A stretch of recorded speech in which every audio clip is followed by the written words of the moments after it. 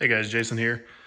So judging by the title, you know what this video is about, but that is getting ready to get this.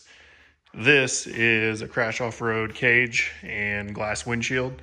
Obviously it's packaged up right now. I just got it home. It's about 11:30 at night. I did about an 8-hour round trip to get it. Went and picked it up directly from him and his wife. Super nice people. Very helpful, and obviously we've got the cage here, and I'm going to do a review on it. I'm not really going to show you the installation because it's relatively straightforward, but I will kind of show you some of the specific points once I get it unpackaged. I wanted to intentionally show you this just because, I mean, it's kind of another one of those things that's showing their attention to detail.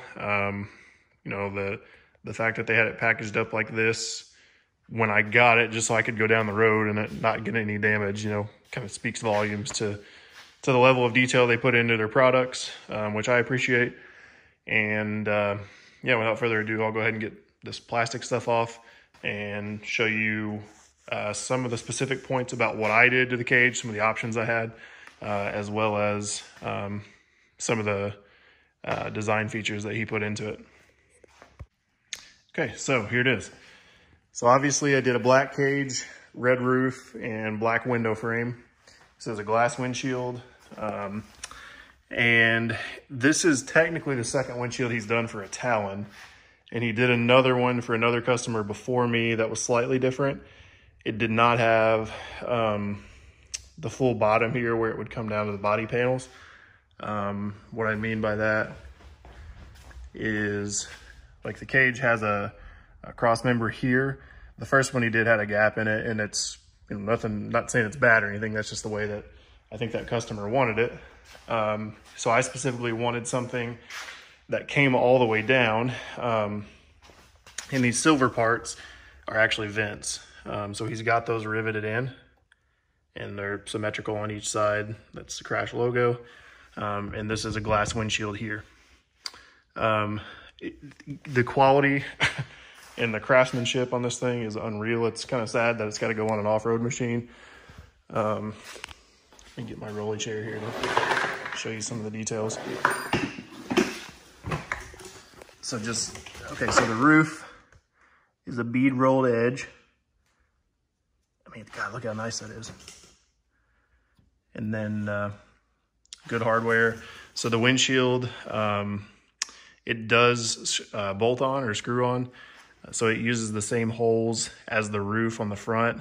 And then I don't think you'll be able to really see it, but they're essentially little mini threaded studs on here where it's going to attach down there. So when I don't have the windshield on, I can just plug those with screws, or not screws, these bolts, to keep the grime and stuff out of those as I'm riding.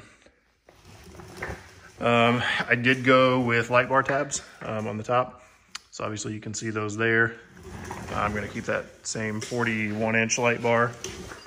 Another specific thing I wanted, I don't know if you can see it very well. Let's see if I can point at it. So right there, there's a threaded mirror bung. So I've got an Axia Alloys mirror. It's going to go on that. I just told him the thread size and pitch. So he put that on there for me. And these are, I guess you'd call it a production cage. You can make some, relatively minor changes.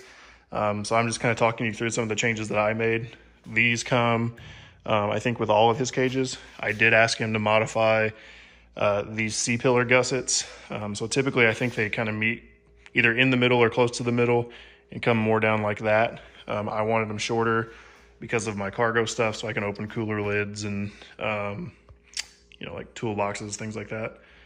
On the back, I had whip tabs welded on, so that's what these are. And then I did get a taller than normal height.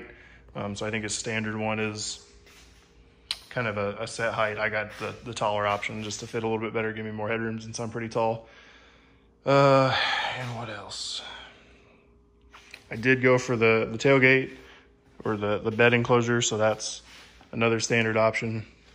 And then one of the neat things about his cages, they do use all 7 of the mounting points. So the 2 A pillars, 2 B pillars, 2, I guess you could call it rear C pillar. So that's 6. And then the 7th is the center spot on the factory cage that mounts underneath the fuse panel area. So I think without further ado, I'll get this thing installed. When you see this part, it'll actually be the next day. Like I said, it's late at night, and I don't want to do this without a second set of hands, so I don't, you know, scratch up the powder coating. So I'll just get right to that spot. All right, guys, here it is. So this is the day after the first part of this video. I just had a buddy come over, help me get the cage actually on, and then I've spent the last few hours putting some of my accessories and whatnot back on. And guys, I tell you, I cannot be happier with this thing. Quality, fit and finish, it's bar none, grade A. The windshield, I'm extremely happy with the way it fits. This was one of those things where I knew I wanted one, and I just went ahead and, you know, paid the money up front to have it done. You can see I've got my light bar tabs on. It doesn't stick up above the roof with the way that it's designed. The way it kind of rolls down, so it essentially sits flush with the highest point of the cage. I did some measuring, and this is roughly 3 inches lower than stock. Again, that's not an exact figure, but pretty close. You can see I've been doing a lot of zip tying. I went ahead and just put the windshield on so I could show you guys what it looks like. I won't be running that much in the summertime just because it'll get hot, but that's going to be excellent come wintertime. What else can I tell you? I mean, for doing this, you know, all over the phone and Messenger, he did excellent. As you can see, my C-pillar gussets are much shorter than the typical option. So typically I think they kind of come to the middle and down into here somewhere. I wanted them shorter so that I could still have my boxes in here, and then also a cooler on top of this pack out box. And then I can't open with both of these on there, and that's actually just because of that speaker. But what I can do, these are just quick and modular. I can still get into everything like that. So I didn't lose any functionality there, which is awesome. My 8-inch speaker pods tuck in perfectly in there, so they're going to be good and protected. I did put my backup lights up here and angled them to the side. Reason being, I have this reverse light. Now, if you've seen in my previous video, this reverse light was on the Honda OEM rear bumper. I'm actually going to sell that bumper and go with a different one, just due to the way everything is going to mount in here. This tubing's I think it's 1.75, and the P-clamps on that bumper were 2-inch. So it's going to adjust a few things, put a different bumper on there when I figure out which one I want. I think I'm going to go with HMF, but I'm not positive.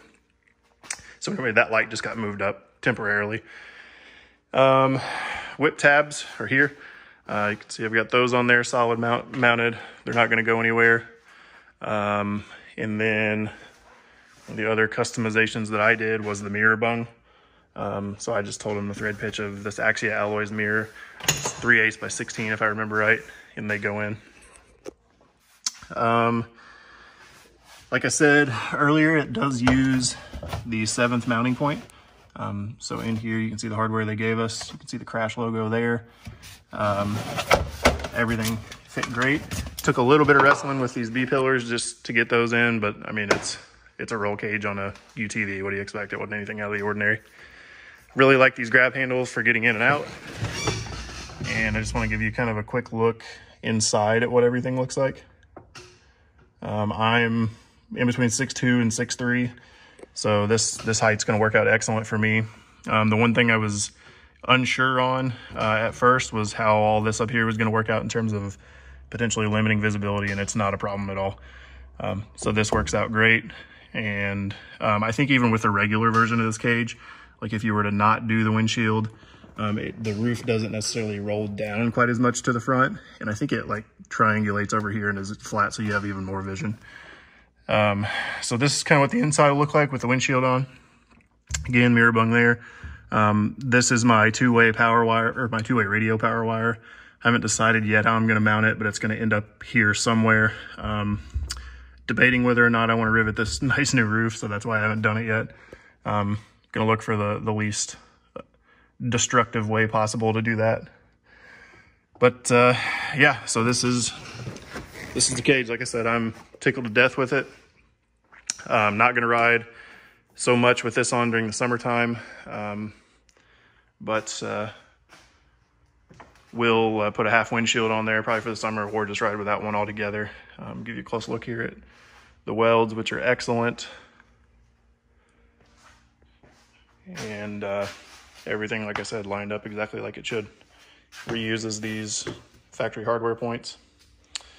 So thanks for watching. Be sure to check out Krash Offroad. I've intentionally not put pricing in here because his prices may change depending on materials, labor, where he's at in the schedule and whatnot. So reach out to him if you have questions on pricing. I do know lead times are high. It could be a couple, 2 or 3 months before you could get something done. But, as you can tell by the quality of this one, it's well worth the wait if you're not in a rush. So thank you guys again for watching. Be sure to drop a comment below if you have any questions, and stay tuned for future videos.